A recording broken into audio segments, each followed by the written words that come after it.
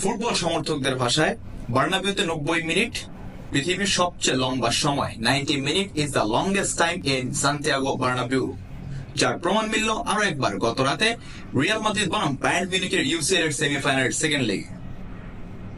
1-0 বলে পিছিয়ে থাকা রিয়াল মাদ্রিদ লাস্টের 3 মিনিটে 2 গোল করে বায়ার্ন মিউনিখকে বিদায় করে দিয়ে বরুসিয়া ডর্টমুন্ডের সাথে চলে গেল ওয়েম্বলে স্টেডিয়ামে। গত রাতে বায়ার্ন মিউনিখ এবং রিয়াল মাদ্রিদের ম্যাচের খুঁটিনাটি আলোচনা করব কয়েকটি পয়েন্টে। ম্যানুয়েল নয়ের জন্য গতকালকে হয়েছিল এক বিধ্বংসী, রিয়াল মাদ্রিদের জন্য হয়েছিল এক বিধ্বংসী। রিয়াল মাদ্রিদ বায়ার্ন মিউনিখের জালে অন টার্গেটে 7টি শট নিয়েছিল, যেখানে 2 গোল ছাড়া বাকি 5টি শটই সেভ করেছিল ম্যানুয়েল নয়ের উপর যেন লেভ ইয়াসিনের আত্মা ভর করেছিল। কিন্তু কি থেকে কি হয়ে গেল, ম্যানুয়েল নয়ের এক বাচ্চা সুলভ ভুলের কারণে 2-1 গোলের পরাজয় বরণ করতে হলো বায়ার্ন মিউনিখকে। নাম্বার 2, আলফোনসো ডেভিস তার ক্যারিয়ারের দ্বিতীয় গোল, অর্থাৎ এই সিজনের দ্বিতীয় গোল এবং তার ইউএফএ চ্যাম্পিয়ন্স লিগ ক্যারিয়ারের প্রথম গোলটি করে ফেলেছেন গতকালকে। ম্যাচের 58 মিনিটের মাথায় পুরো রিয়াল মাদ্রিদ ডিফেন্স লাইনকে ডিঙিয়ে এসে অসাধারণ ডি বক্সের কর্নার থেকে শুট দিয়ে গোল। লুনিং সম্ভবত বোকা বনে গেছেন আলফোনসো ডেভিসের এই শটটি দেখে। নাম্বার 3, ভিনিসিয়াস জুনিয়র জন্য গত রাতে হয়ে উঠেছিলেন পাগলাটে।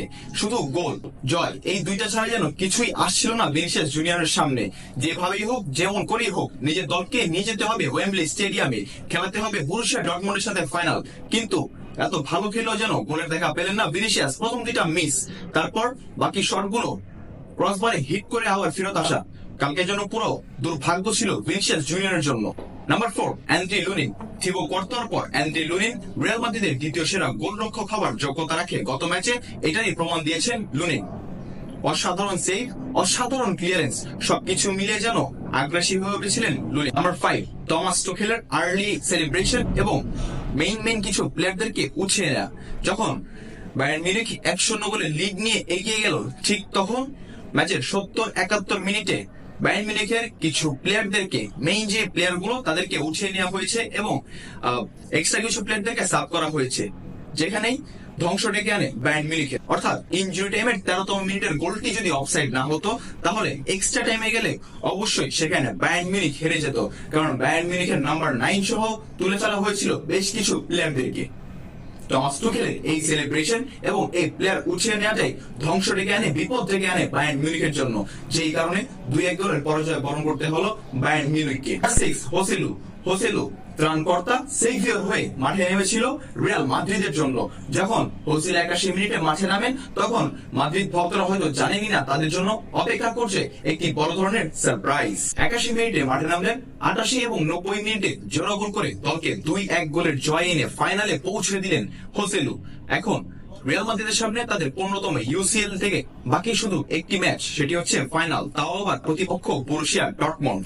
অ্যানচেলত্তি মাস্টারমাইন্ড কোচ, রিয়াল মাদ্রিদের জন্য মাস্টারমাইন্ড।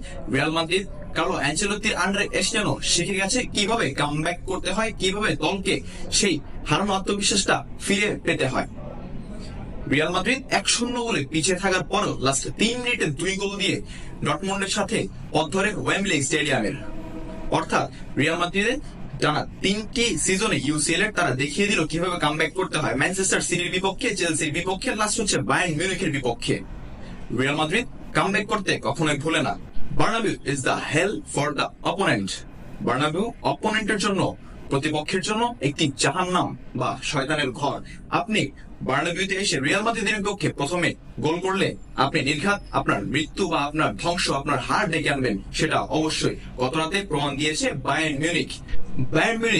56 মিনিটে গোল করে 88 মিনিট এবং 91 মিনিটে গোল হজম করে বিদায় নেয় এবং 2011-12 সালের পর এই প্রথমবার ট্রফিলেস কোন সিজন কাটায়।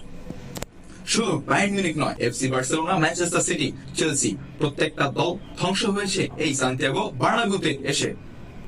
বাংলা ভাষায় আমরা যাকে বলি ফিরে আসা, কামব্যাক, ফুটবলের ভাষায় তাকে বলা হয় রিয়াল মাদ্রিদ।